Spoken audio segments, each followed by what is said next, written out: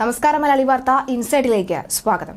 കാസർകോട്ടെ പ്രമാദമായ റിയാസ് മൗലവി വധക്കേസിൽ അന്വേഷണം അട്ടിമറിച്ച സിപിഎമ്മിനെതിരെ മലബാറിൽ രോക്ഷമുയരുന്നു. കണ്ണൂർ, കാസർഗോഡ്, വടകര, കോഴിക്കോട്, മലപ്പുറം, പൊന്നാനി, വയനാട് പാർലമെന്റ് മണ്ഡലങ്ങളിൽ പാർട്ടി സ്ഥാനാർത്ഥികളെ തോൽപ്പിക്കാൻ തീരുമാനമായി കഴിഞ്ഞു എന്ന് വ്യക്തം. അപകടം മനസ്സിലാക്കിയ എം.വി. ഗോവിന്ദനും മുഹമ്മദ് റിയാസും വിധിക്കെതിരെ അപ്പീൽ നൽകി തലയൂരാനാണ് ശ്രമിക്കുന്നത്. എന്നാൽ പിണറായിക്കെതിരായ ധാർമ്മിക രോക്ഷമായി മാറുകയാണ് റിയാസ് മൗലവി വധക്കേസ്. 3 പ്രതികളെയും വെറുതെ വിട്ട കോടതി വിധിയിൽ അന്വേഷണ സംഘത്തിനെതിരെ ഗുരുതര ആരോപണങ്ങൾ ഉന്നയിച്ച സാഹചര്യത്തിലാണ് സിപിഎമ്മിനെതിരെ ആരോപണം കൊടുമ്പിരി കൊള്ളുന്നത്. നിലവാരമില്ലാത്ത രീതിയിൽ ഏകപക്ഷീയമായാണ് അന്വേഷണം നടന്നത് എന്നും റിയാസ് മൗലവിയുടെ റൂമിൽ നിന്നും കണ്ടെടുത്ത മൊബൈൽ ഫോണുകളും സിം കാർഡുകളും മെമ്മറി കാർഡും പരിശോധിച്ചില്ല എന്നും കോടതി വിധിയിൽ ചൂണ്ടിക്കാട്ടുന്നു.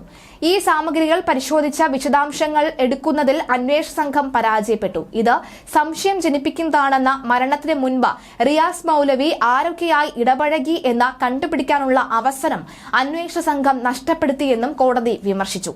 പ്രതികൾക്ക് മുസ്ലിം സമുദായത്തോടുള്ള വെറുപ്പാണ് കൊലപാതകത്തിന് പിന്നിലെന്നായിരുന്നു പ്രോസിക്യൂഷന്റെ ആരോപണം. എന്നാൽ ഇത് തെളിയിക്കുന്നതിൽ പ്രോസിക്യൂഷൻ പൂർണ്ണമായും പരാജയപ്പെട്ടു. എന്നാൽ മുസ്ലിം സമുദായത്തോടുള്ള പ്രതികളുടെ ശത്രുതയ്ക്ക് കാരണമായി ആരോപിക്കപ്പെടുന്ന 3 സംഭവങ്ങളിൽ ഒന്നുപോലും തെളിയിക്കാനും കഴിഞ്ഞില്ല. പ്രതികൾക്ക് RSSുമായി ബന്ധമുണ്ട് എന്നതിന് തെളിവുകൾ ഹാജരാക്കാൻ പ്രോസിക്യൂഷന് സാധിച്ചിട്ടില്ല എന്നും വിധിപ്പകർപ്പിൽ പറയുന്നു. ഇതാണ് CPM ഒത്തുകളിച്ചു എന്ന ആരോപണം ഉയരാൻ കാരണം. 2017 മാർച്ച് 20-നാണ് കാസർഗോഡ് ചൂരി മദ്രസയിലെ അധ്യാപകനായ റിയാസ് മൗലവി കൊലപ്പെടുന്നത്. ചൂരിയിലെ പള്ളിയിൽ അതിക്രമിച്ചു കയറി വെട്ടിക്കൊല്ലുകയായിരുന്നു. RSS പ്രവർത്തകരായ കേണുഗുഡയിലെ അജേഷ്, അഖിലേഷ്, നിതിൻ കുമാർ എന്നിവരാണ് പ്രതികളെന്നായിരുന്നു കുറ്റപത്രത്തിൽ ഉണ്ടായിരുന്നത്. പ്രതികളെ വെറുതെ വിടുകയാണ് എന്ന ഒറ്റ വരിയിൽ കാസർഗോഡ് ജില്ലാ പ്രിൻസിപ്പൽ സെഷൻസ് കോടതി ജഡ്ജി KK ബാലകൃഷ്ണൻ വിധി പറഞ്ഞു. കോടതി DNA തെളിവിന് പോലും വില കൽപ്പിച്ചില്ല എന്ന് സ്പെഷ്യൽ പ്രോസിക്യൂട്ടർ ആരോപിച്ചു. വിധി കേട്ട അമ്പരപ്പിലാണ് ആക്ഷൻ കമ്മിറ്റിയും. വിധിപ്പകർപ്പ് പഠിച്ച ശേഷം അപ്പീല് പോകാനാണ് തീരുമാനം. പ്രതികളെ വെറുതെ വിട്ടതിൽ നിരാശയിലാണ് അന്വേഷണ ഉദ്യോഗസ്ഥർ. വിധിയുടെ പശ്ചാത്തലത്തിൽ കാസർഗോഡ് ജില്ലയിൽ സുരക്ഷ ശക്തമാക്കിയിട്ടുണ്ട്. രാത്രിയിലടക്കം പ്രത്യേക പോലീസ് പരിശോധനകൾ ഉണ്ടാകും. കാസർഗോഡ് പഴയ ചൂരിയിലെ മദ്രസ അധ്യാപകൻ കുടുക് സ്വദേശിയായിട്ടുള്ള മുഹമ്മദ് റിയാസ് മൗലവിയെ കൊലപ്പെടുത്തിയ കേസിൽ പ്രതികളായ 3 പേരെയും വെറുതെ വിട്ട ജില്ലാ പ്രിൻസിപ്പൽ സെഷൻസ് കോടതി വിധിക്കെതിരെ അപ്പീൽ നൽകാൻ ഒടുവിൽ സർക്കാരും തീരുമാനിച്ചു. തുടർ നടപടികൾക്ക് AGയെ ചുമതലപ്പെടുത്തി. വേഗത്തിൽ അപ്പീൽ നൽകാനാണ് AGക്ക് നിർദ്ദേശം നൽകിയിരിക്കുന്നത്. വിധി വന്നയുടൻ CPM സംസ്ഥാന സെക്രട്ടറി പ്രസ്താവന ഇറക്കിയെങ്കിലും മുഖ്യമന്ത്രി ഒരക്ഷരം പോലും മിണ്ടിയില്ല. മന്ത്രി മുഹമ്മദ് റിയാസ് വിധി വന്ന ഉടൻ തന്നെ മുഖ്യമന്ത്രിയെ ഇക്കാര്യം അറിയിച്ചു. എന്നാൽ മുഖ്യമന്ത്രി തീരുമാനമൊന്നും പറഞ്ഞില്ല എന്നാണ് മനസ്സിലാകുന്നത്. ഒടുവിൽ മന്ത്രി റിയാസ് തന്നെ AGയുമായി സംസാരിക്കുകയായിരുന്നു. അതിനിടെ വിചാരണ കോടതിയുടെ ഉത്തരവ് അത്ഭുതപ്പെടുത്തിയെന്ന കേസിലെ സ്പെഷ്യൽ പബ്ലിക് പ്രോസിക്യൂട്ടർ പറഞ്ഞു. കേസിൽ ഒത്തുകളി നടന്നിട്ടില്ല എന്നും പ്രതിഭാഗം പോലും ഉന്നയിക്കാത്ത കാര്യങ്ങളാണ് കോടതി പറഞ്ഞതെന്നും അദ്ദേഹം പറഞ്ഞു. സാക്ഷികൾ കൂറുമാറിയത് കൊണ്ട് പ്രതികളുടെ RSS ബന്ധം സ്ഥാപിക്കാനായില്ല. DNA എടുത്തില്ല എന്ന് കോടതി പറഞ്ഞത് അത്ഭുതപ്പെടുത്തിയെന്നും സ്പെഷ്യൽ പബ്ലിക് പ്രോസിക്യൂട്ടർ പറഞ്ഞു. ഏറെ വിവാദമുയർത്തിയ കേസിൽ അന്വേഷണം നിലവാരമില്ലാത്തതും ഏകപക്ഷീയവുമാണ് എന്ന രൂക്ഷ വിമർശനവും കോടതി ഉയർത്തിയിരുന്നു. കൊലപാതകം സംബന്ധിച്ച പ്രതികളുടെ പങ്ക് തെളിയിക്കുന്നതിൽ പ്രോസിക്യൂഷൻ പരാജയപ്പെട്ടു എന്ന് കോടതി വിലയിരുത്തി. പ്രതികൾക്ക് മുസ്ലിം സമുദായത്തോടുള്ള വെറുപ്പാണ് കൊലപാതകത്തിന് പിന്നിൽ എന്നായിരുന്നു പ്രോസിക്യൂഷന്റെ ആരോപണം.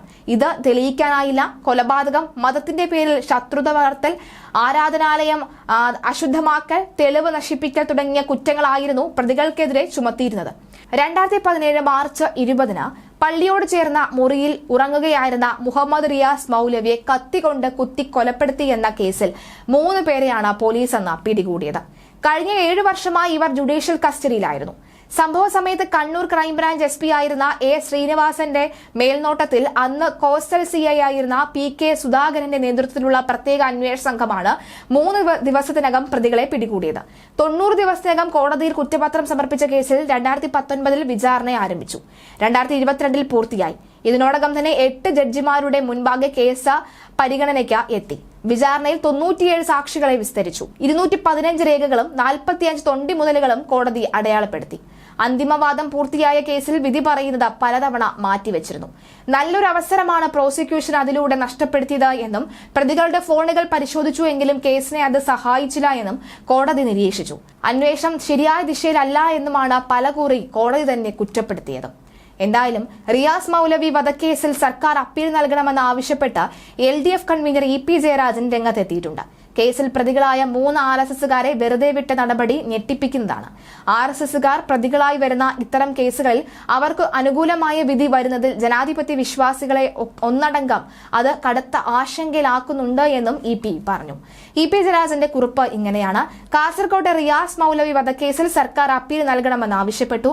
ഈ കേസിൽ പ്രതികളായ 3 RSSകാരെ വെറുതെ വിട്ട നടപടി ആരെയും ഞെട്ടിപ്പിക്കുന്നതാണ്. കേസ് അന്വേഷിച്ച പോലീസും കോടതിയിൽ കേസ് കൈകാര്യം ചെയ്ത പ്രോസിക്യൂഷനും തീർത്തും കുറ്റമറ്റ രീതിയിലാണ് പ്രവർത്തിച്ചത്. സുപ്രീം കോടതി വരെ പോയിട്ടും 7 വർഷത്തിനിടെ പ്രതികൾക്ക് ജാമ്യം പോലും ലഭിക്കാതിരുന്നത് അതിന്റെ തെളിവാണ്. മൗലവിയുടെ ബന്ധുക്കൾക്കും പോലീസിനും പ്രോസിക്യൂഷനും തികഞ്ഞ ആത്മവിശ്വാസവും പ്രതീക്ഷയും ഉണ്ടായ കേസ് കൂടിയാണിത്. നൂറുകണക്കിന് തെളിവുകൾ നിരത്തിയിട്ടും DNA ഫലം ഉൾപ്പെടെ ഉണ്ടായിട്ടും അതൊന്നും ഗൗരവമായി കണക്കാക്കാതെയുള്ള വിധി അപ്രതീക്ഷിതവും നിരാശാജനകവുമാണെന്നാണ് വിധി വന്ന ശേഷം പ്രോസിക്യൂട്ടർ പറഞ്ഞത്. RSSകാർ പ്രതികളായി വരുന്ന ഇത്തരം കേസുകളിൽ പോലും അവർക്ക് അനുകൂലമായ വിധി വരുന്നതിൽ ജനാധിപത്യ വിശ്വാസികളെ ഒന്നടങ്കം കടുത്ത ആശങ്കയിലാക്കുന്നതാണ് എന്നാണ് EPയുടെ കുറിപ്പ്.